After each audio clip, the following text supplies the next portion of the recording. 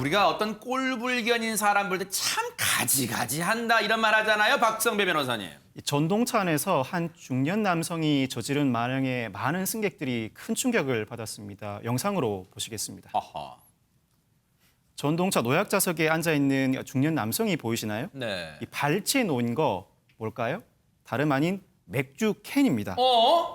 전동차 안에서 그것도 마스크도 턱에 걸치고 맥주 캔을 두고 있다가 급기야 이 맥주를 마시기까지 하는데요.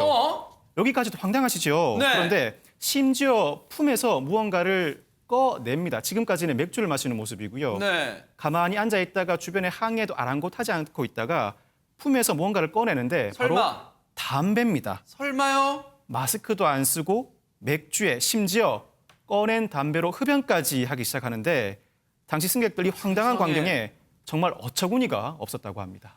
안진용 기자님, 지금 저희가 보고 있는 게 레알인가 레알이에요, 진짜? 한국 상황에서 더욱더 안타깝습니다. 저기 코레일이라고 써 있는 게 보이실 텐데요. 지난 2일 있었던 일이에요. 오후 10시경 한 수도권의 전동차 안에서 이 남성이 담배를 피운다는 신고가 철도 경찰대에 접수가 됐습니다. 세상에. 이 전동차 내 노약자석에서 이 중년 남성은요. 맥주를 마시면서 빵을 먹기도 했고요. 어허. 그리고 이 상황 속에서 턱스크를 쓰고 있었기 때문에 코로나19 감염 때문에 위험까지 있었죠. 보다 못한 다른 승객이 지하철에서 마스크를 제대로 써야 한다고 지적을 하자 이 남성이 그때부는 심한 욕설까지 퍼부었습니다. 결국은 실랑이가 벌어졌는데요. 급기야 이 남성은요, 또 다른 승객이 말리는데도 불구하고 아까 보신 바와 같이 양복 안주머니에서 담배를 꺼내 라이터로 불을 붙이기까지 했습니다. 김은배 팀장님, 전동차 안에 무슨 저 남성 소풍 온 거예요, 소풍을? 전동차 안에서 저 코로나 이전에는 가끔 누가 음식 먹는 거 좀 보기 봤거든요. 하지만 전동차 안에서 담배를 핀다거나 술 먹는 거는 처음인 것 같아요. 세상에. 저렇게 이제 저 사람이 흡연하고 술 먹었을 당시에 그 멘트가 나왔습니다. 안내 방송이 마스크로 코와 입을 완전히 가리고 음식물 섭취하지 않는 말 나오는데도 불구하고 저렇게 담배를 피고 음식 섭취한 거예요. 네. 더군다나 옆에 있던 뭐 노인 같은 경우는 이제 기침하면서 담배기가 흐르니까 네. 뭐 옆 자리를 피했고 또 다른 분들도 자리 피하지 보지 않습니까? 네. 저렇게 물상식한 행동을 했는데 저 연기 보세요. 진짜. 저럴 경우는 철도경찰이 경범죄 처벌로 처벌할 수 있습니다. 네. 근데 저 양반은 그런 걸 생각 안 하는 것 같아요. 아하. 어떻든 간에 전동차에서 담배하고 술을 마신다? 저는 생각도 못 할 것 같습니다. 그러니까 상상도 못해요, 진짜. 그런데 하재근 평론가님, 그렇다면 네. 저 전동차 칸에 타고 계시던 다른 승객분들은 그냥 하염없이 바라만 보고 있던 거예요, 저 남성을? 신고했죠. 아하. 비상벨을 누르고 경찰을 불러달라 라면서 신고를 한 거예요. 그래서 그 다음 역에서 지하철 직원들이 들어왔어요. 그래서 지하철 직원들이 저 남성하고 실랑이를 벌이면서 내려라 라고 했더니 저 남성이 내리기 싫다라고 해서 싫다고 하니까 지하철 직원분들이 그냥 내린 겁니다. 저 남성을 그냥 두고. 이게 무슨 경우예요, 또? 그 직원분들이 내리면서 다음 역에도 직원이 있으니까 혹시 또 소란을 피우면 다시 신고해달라. 그렇게 이야기를 했다는 거예요. 그렇게 해서 열차는 다시 출발을 했고 저 남성은 또다시 담배를 피우려고 했다고 합니다. 이건 지금 황당에 또 황당이 더해집니다. 손정희 변호사님, 저 남성이 어처구니 없는 행동을 해서 신고한 건데 또 소란 피우면 다음 역에서 신고하세요. 이건 무슨 경우입니까, 이거 지금? 그러니까 저분은 바로 하차시켜서 조치를 했어야 되는 거죠. 그러지 않고 다음 역까지 또 간 거죠. 근데 다음 역까지 또 가서 똑같은 행동을 하다 보니까 다음 역에서도 직원들이 온 거예요. 그제야 이제 강제로 하차시켰다라고 알려지고 있는데 문제는 환승해서 도주를 한 겁니다. 경찰에 신고를 해서 경찰들이 오고는 있는 상황이었는데 일단 무력으로 이 사람의 신원을 잡고 있을 수 있는 권한이 없긴 하지만 만연히 이 남성을 방치하다 보니까 아예 도주를 해버렸다라는 것이고요. 일단 좀 아쉬운 상황입니다. 시민들은요, 저 남성한테도 분통이 터지지만요, 코레일 측의 조치가 납득이 안 된다는 그런 분위기입니다. 한번 코레일 측의 입장은 대체 뭔지 한번 들어보시고 이어가 보도록 하겠습니다. 뭐 술 드시고 덩치도 크니까 하차를 이제 시키기에는 좀 물리적으로 어려웠던 모양이죠. 거기에서 차를 계속 잡아두게 되면 일단 차가 못 가는 상황이잖아요.